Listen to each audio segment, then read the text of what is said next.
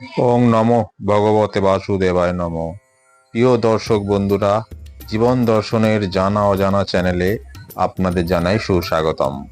বন্ধুরা, আজকের এই ভিডিওটি দেখে একটু ভিন্ন স্বাদ পাবেন আপনারা, এবং আপনার জীবনধারার আমূল পরিবর্তন অবশ্যই এনে দেবে এই ভিডিওটি। তাই সম্পূর্ণ ভিডিওটি অবশ্যই মনোযোগ দিয়ে শুনুন। রাজ পরিবারে জন্মগ্রহণ করেও বুদ্ধদেব জরা ব্যাধি ও মৃত্যুর কবলে জর্জরিত জীবন থেকে পরিত্রাণ পাওয়ার উদ্দেশ্যে যোগ সাধনায় লিপ্ত হয়েছিলেন। যোগ সাধনায় লিপ্ত হয়ে তিনি যে সত্য উপলব্ধি করেছিলেন তা পরবর্তীকালে 4টি সত্যের আকারে প্রকাশ পায়, আর সেগুলোকে আর্য সত্য নামে চিহ্নিত করা হয়েছে।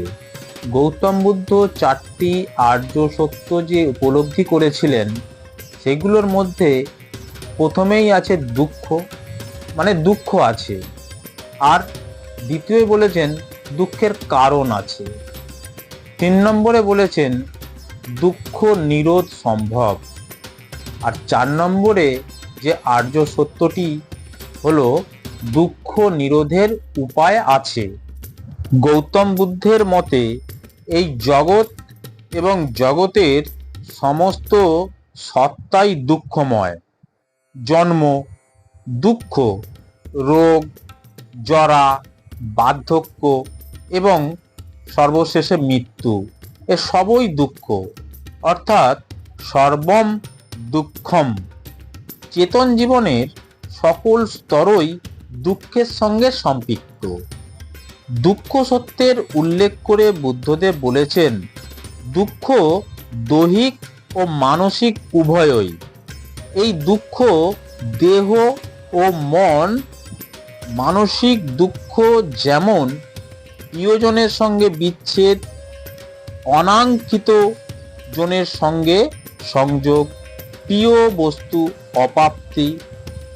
তাহলে দৈহিক দুঃখ যেমন বিভিন্ন ধরনের রোগ, ব্যাধি ইত্যাদি। এই জগতের নিরবচ্ছিন্ন দুঃখ বর্তমান। এমনকি ইহজীবনে যে সুখের উপস্থিতি লক্ষ্য করা যায় তা দুঃখেরই নামান্তর মাত্র। সুখকে হারানোর যন্ত্রণা, সুখ চলে যেতে পারে এই আশঙ্কা, সুখের ক্ষণস্থায়িত্বের উদ্বেগ, এ সবই দুঃখের কারণ। দুঃখবিহীন জীবন কল্পনার অতীত।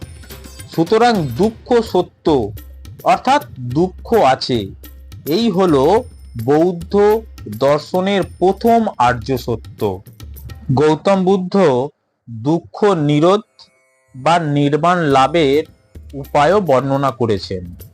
এখানে 8টি মার্গ আমাদের দেখিয়েছেন। প্রথমেই বুদ্ধ আমাদের বলেছেন সম্যক দৃষ্টি। সম্যক শব্দের অর্থ হলো যথাযথ। সুতরাং সম্যক দৃষ্টি শব্দের অর্থ হলো যথাযথ দৃষ্টি বা যথার্থ জ্ঞান। দুঃখের কারণ হলো অবিদ্যা বা মিথ্যা জ্ঞান। এই অবিদ্যা দূর করতে হলে প্রথমে তত্ত্বজ্ঞানের প্রয়োজন। দ্বিতীয় বলেছে সম্যক সংকল্প। সম্যক দৃষ্টির আলোকে জীবন নিয়ন্ত্রিত করার দৃঢ় সংকল্পই হলো সম্যক সংকল্প। এই সম্যক সংকল্প বলতে বোঝানো হয়েছে সত্য জ্ঞানানুযায়ী কর্ম করা ও জীবনযাপন করার দৃঢ় ইচ্ছা বা সংকল্প। এই সম্যক সংকল্প অনুযায়ী অহিংসা, অনাসক্তি ও অবিদ্বেষের সংকল্প গ্রহণ করা প্রয়োজন। এরপর বলেছেন সম্যক বাক। সম্যক বাক কথার অর্থ বাক সংযম, যেমন মিথ্যা ভাষণ, বিদ্বেষপরায়ণ বাক্য, কটু ভাষণ এবং অসার ভাষণ ও পরনিন্দা থেকে বিরত থাকাকেই বলা হয় সম্যক বাক সংযম। বুদ্ধের এই 4 প্রকার বাক্য ব্যবহার থেকে বিরত থাকতে বলেছেন। এরপরে বলেছেন সম্যক কর্মান্ত। সম্যক কর্মান্ত বলতে বোঝায় কর্ম সংযম বা সংযত আচরণকে। বুদ্ধদেব সম্যক কর্মান্তে 3 প্রকার কর্ম সম্পাদন করা থেকে বিরত থাকার কথা বলেছেন। সেগুলি হলো অপহরণ বা চুরি করা, প্রাণী হত্যা না করা, মাদক দ্রব্য বর্জন ও ব্যভিচার থেকে নিজেকে বিরত রাখা। এরপর বলেছেন সম্যক আজীব। সৎ পথে জীবিকা নির্বাহ করাই হলো সম্যক আজীব। সম্যক আজীবের মাধ্যমে দেহ নির্মল ও চিত্ত শুদ্ধি হয়, ফলে নির্বাণ লাভের পথ সুগম হয়। বুদ্ধদেব সম্যক আজীবের জন্য 5 প্রকার পেশাকে সরাসরি নিষিদ্ধ বলেছেন। সেগুলো হলো অস্ত্র ক্রয় বিক্রয়, নেশা জাতীয় যে কোনো বস্তু ক্রয় বিক্রয়, পশু পাখির মাংস ক্রয় বিক্রয়, বিষ বিক্রয়, মানুষকে মাধ্যম হিসেবে গ্রহণ করে যে কোনো পেশা থেকে বিরত থাকার কথা বলা হয়েছে। এরপর সম্যক ব্যায়াম। মন থেকে সকল কুচিন্তার বিনাশ ও সুচিন্তার উদয়ের অনুশীলন করাই হলো সম্যক ব্যায়াম। সম্যক ব্যায়ামের ফলে চিত্ত শুদ্ধ হয়। এরপর বলেছেন সম্যক স্মৃতি। সম্যক স্মৃতি অনাসক্তি সৃষ্টি করে নির্মাণের পথে চালিত করে। এরপর বুদ্ধ বলেছেন সম্যক সমাধি। নির্মাণ লাভের শেষ মার্গ হলো সম্যক সমাধি। যে ব্যক্তি পূর্বের 7টি কর্মবিধি অনুসরণ করে সকল প্রকার অসৎ চিন্তা থেকে মনকে মুক্ত করতে পেরেছেন এবং ইন্দ্রিয়কে বশীভূত করেছেন, তিনি সমাধির মাধ্যমে নির্বাণ লাভ করতে পারেন। বন্ধুরা, এরপর আমরা জানব গৌতম বুদ্ধের বলা এই 8টি মার্গের উদ্দেশ্য।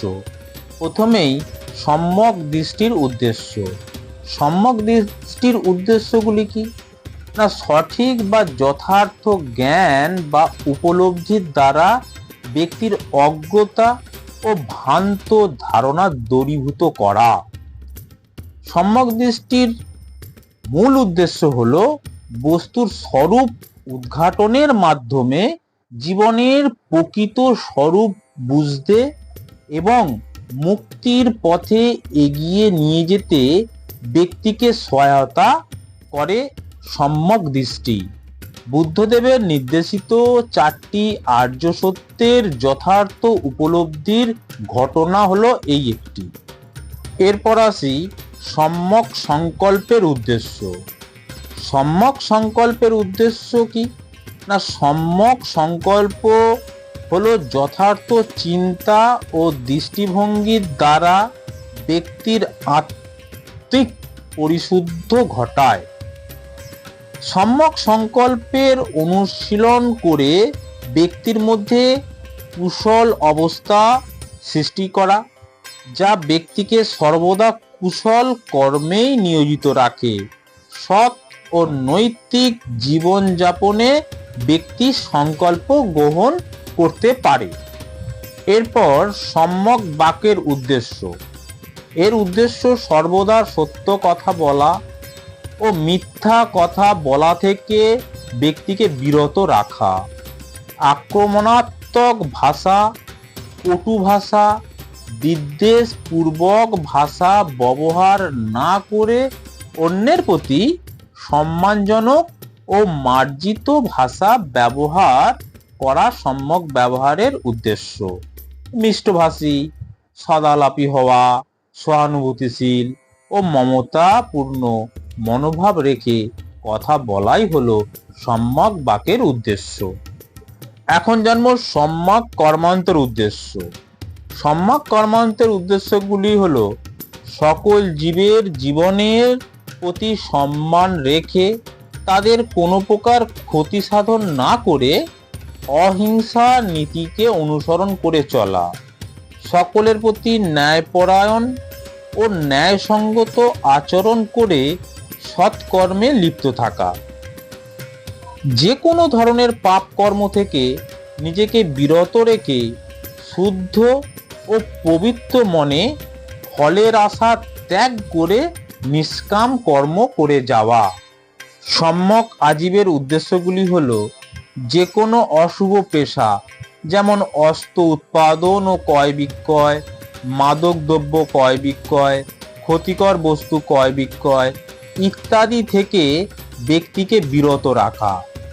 সামাজিক বা সেবামূলক কাজ, যেমন স্বাস্থ্যসেবা, পরিবেশ রক্ষা করা, সৃষ্টিশীল কাজ করা, যেগুলো সমাজের ক্ষতি সাধন করে না, সেই সকল পেশায় ব্যক্তিকে নিযুক্ত রাখা। সম্যক আজীবের উদ্দেশ্য হল অসততা, প্রতারণা ও অন্যের ক্ষতি সাধন না করে সৎভাবে অর্থ উপার্জনের শিক্ষা দেওয়া। সঠিক জীবিকা চর্চার মাধ্যমে ব্যক্তির আধ্যাত্মিক উন্নতি, সামাজিক শান্তি ও সম্প্রীতি বজায় থাকে, বা যেটা মুক্তির সহায়ক হিসাবে বিবেচিত হয়। এবার বলি সম্যক ব্যায়ামের উদ্দেশ্যগুলি কি কি। অশুভ চিন্তা দূরীকরণ বা তার উদ্ভবকে রোধ করা, শুভ চিন্তার উৎপাদন, সংরক্ষণ ও বৃদ্ধি করা, সৎ প্রচেষ্টা ও অনুশীলনের মাধ্যমে আধ্যাত্মিক উন্নতি সাধন করা। সবশেষে গৌতম বুদ্ধ বলেছেন সম্যক স্মৃতির কথা। এই সম্যক স্মৃতির উদ্দেশ্য কি না, সম্যক স্মৃতির উদ্দেশ্য হলো প্রতিটি কাজে ব্যক্তিকে সর্বদা পূর্ণ মনোযোগী ও সচেতনশীল করে তোলা। সম্যক স্মৃতির উদ্দেশ্য হলো এটি মুক্তিকামী ব্যক্তিকে সর্বদা একথা স্মরণ করায় যে এ জগৎ নশ্বর, ক্ষণস্থায়ী, তাই জাগতিক যে কোনো বিষয়ের প্রতি অনাসক্ত থাকতে হবে। বন্ধুরা, জীবন দর্শনের জানা অজানা চ্যানেলে এই ছিল আজকের নিবেদন।